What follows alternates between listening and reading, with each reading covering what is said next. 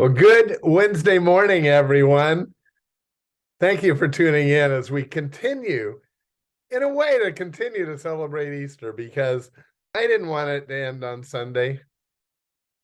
And you know what? In the Bible, it did not end on Sunday because Jesus was alive. And in fact, he continued to appear to people over and over and talk with them, eat with them. And so I wanted us to look at those passages this week. And today we come to the third of such of one of his appearances. And actually, it still was on that Sunday morning. And I know that because, and we're going to look at it, this encounter with Jesus in two different passages, but it recounts the same event. One recorded by Luke and one by John. And in John chapter 20 at verse 19, John wrote, on the evening of that first day of the week, when the disciples were together with the doors locked. And then I'm going to read on from Luke, but Luke didn't record that it was that very first evening. And I wanted us to get that fact. One of my books that I look at for reference is called Jesus Christ, the Greatest Life. And it's a very unique blending of the Gospels. Our men are studying through this book. It's the Gospels put together, and you don't miss a thing. It's so great. So our men meet at 9 o'clock today in Clubhouse 6. And that's right down the street from Clubhouse 5, just inside the gate, gate 10. You can follow the signs to Clubhouse 6 if you don't know where it is. 9 o'clock. I invite all men to come on out. It's just a super study. But we're talking today about this next appearance of Jesus, and we're going to learn some real important things from this about him. In Luke chapter 24, now we know from what we just read in John that it's that first evening. It was the first Sunday, Easter Sunday, actually. In verse 36 of Luke 24, Luke writes, while they were still talking about this, that is the disciples, Jesus himself stood among them and said to them, peace be with you. I think he probably had to say that because can't you imagine how startled they were? Yes, they had heard, and they were talking about the fact that Jesus was alive, but they had not seen him. This was for them their first appearance. And so, verse 37, they were startled and frightened and thinking they saw a ghost. And he said to them, why? This is Jesus talking. Why are you troubled? And why do doubts rise in your minds? Look at my hands and my feet. It is I myself. Touch me and see. A ghost does not have flesh and bones, as you see I have. I want us to read through this passage, and I'm going to come back to that. That's really important, isn't it? When he had said this, he, Jesus, showed them his hands and his feet. And while they still did not believe because of joy and amazement, he asked them, do you have anything here to eat? And they gave him a piece of broiled fish, and he took it, and he ate it in their presence. Now that phrase that they couldn't believe it because of joy, that's in a way a wording that is a little difficult for us to understand it fully. And I like the way John expressed that same event in that on that sentence. And in John 20 at verse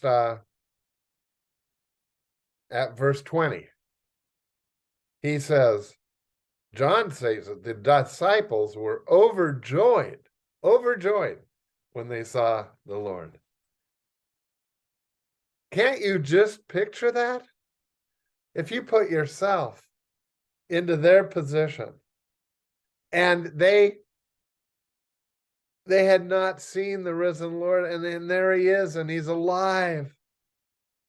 The joy, I don't know what other joy could even come close to help us comprehend what they were experiencing. But it was him. And look what he said. He said, look, and here was Jesus's evidence that he wasn't a ghost. It is I myself. Touch me and see. A ghost doesn't have flesh and bones, as you see I have.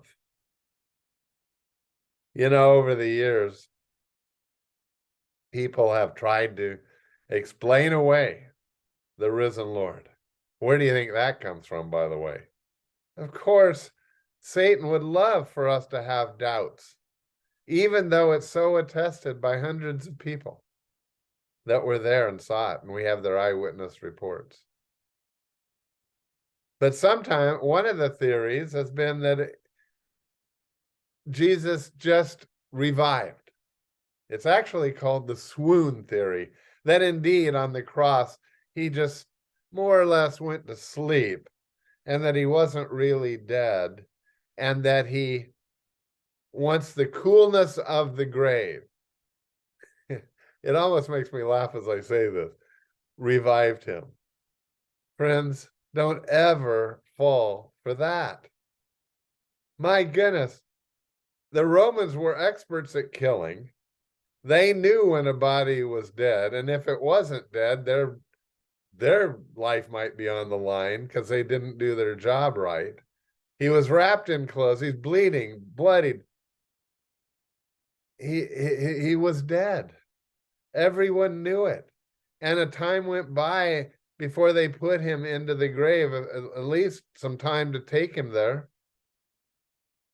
And so obviously he was dead. And if he had just revived, and then later that night, when you hear him talk, he's vibrant.